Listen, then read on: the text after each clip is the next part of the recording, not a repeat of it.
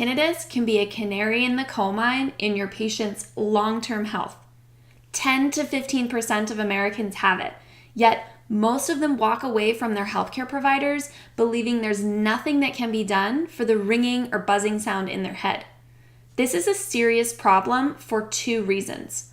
First, tinnitus alone can significantly impact things like sleep quality and ability to focus at work, and in some cases, it can increase risk of suicidal ideation.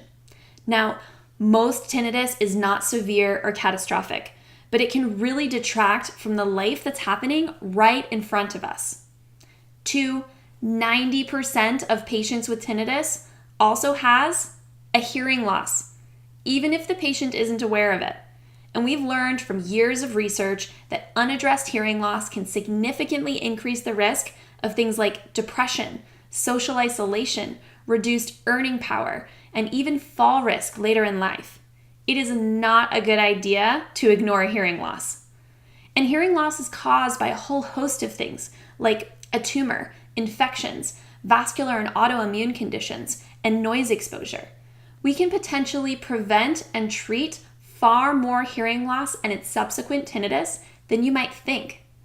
And tinnitus can be modulated by things like anxiety and depression, TMJ, trauma to the head and neck and jaw. I'm Dr. Alexandra DeGroot. I'm an audiologist, and I've created an online continuing education course for healthcare providers of all specialties to understand what tinnitus really is and the effective treatment methods for it within and outside of your scope of practice.